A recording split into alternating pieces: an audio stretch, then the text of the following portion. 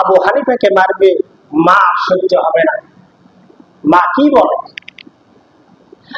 মুসলমান সঙ্গে সঙ্গে ইমাম আবু হানিফা রাহমাতুল্লাহ আলাইহি জেলখানার মধ্যে বন্দী, প্রতিদিন তাকে মারপিট করা হয়।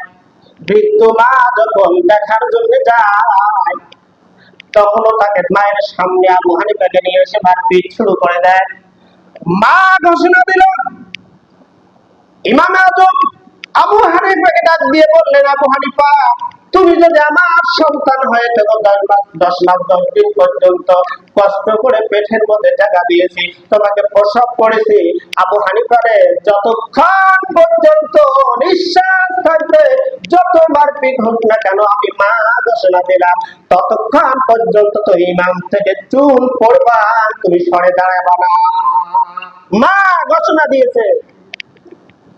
ইমাম আবু হানিফা রাহমাতুল্লাহ আলাইহি এরকম মারপিট করছিল।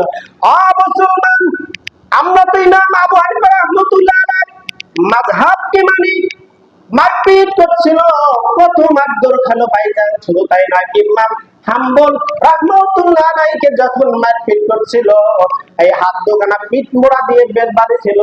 কিতাবের মধ্যে আছে, হাতের মধ্যে এই জোড়াগুলো পর্যন্ত খোলে চলে যেত। এরকম ভাবে নির্যাতন করছে। এই ইসলামটা দুধের স্বরের উপরে আসে নাই, কষ্ট করছিল আমার বড়রা।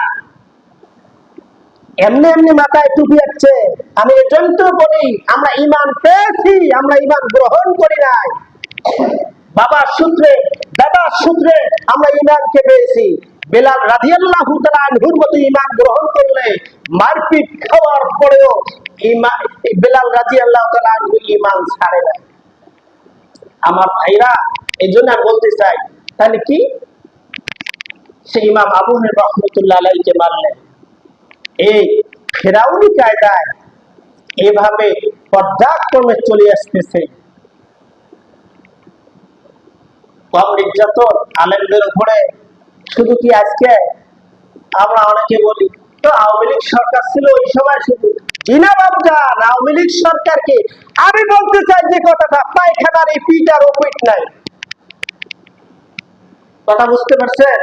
এই পিঠ আর অপিঠ নাই।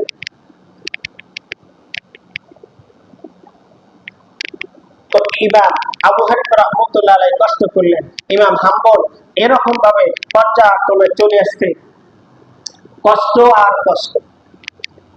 বিশ্ব নবী কম কষ্ট করছিলেন? কম কষ্ট জীবনে কি শুনছেন রাসূল জেল খাটছেন?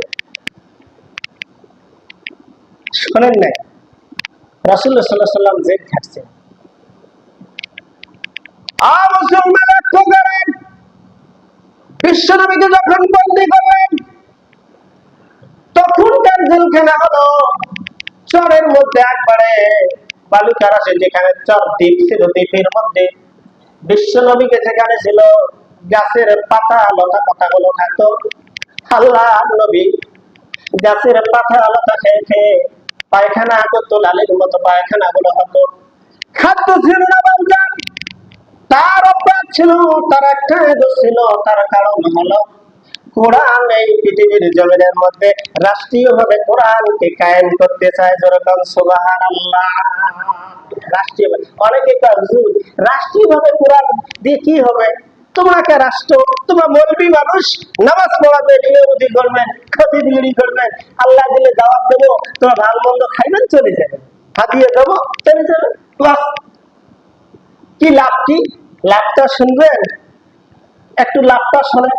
কেন বলবি চিল্লে একে? আচ্ছা বলেন তো, আমরা যে এত ভাবে বলি তবলিগি জামাত 3 দিনকে চিল্লে, 3 দিনই জামাত, আবার চিল্লের সাথী ভাই নিজের খায়া নিজের পরে হাত পা ধরি বেড়ায়, বাবা আইসরে আইসরে নামাজ পড়ি রে আইসরে, বাস গেল। ওয়াজ মাহফিল, ওরাও কি বলে, বাবা আইসো, ওরাও কি করে, নামাজ পড়ো, ভালো হও, ভালো হও, এই কথাই তো বলে না? কি বলেন? তাহলে মসজিদের মধ্যে খতিবেরা চিল্লা হল্লা করে, বাবা ভালো হয়, নামাজ পড়ে, আইসো ভালো হয়। সবাই তো এই কথাগুলো বলতেছি, বাবা পর্দা ধরো, হাত পাও ধরে বলবিরা, হ্যাঁ মা বোনেরা হাত পাও ধরি মা, আইসো আইসো আইসো, পর্দার ঢোকো। এই হাত পাও ধরতে বলছে না,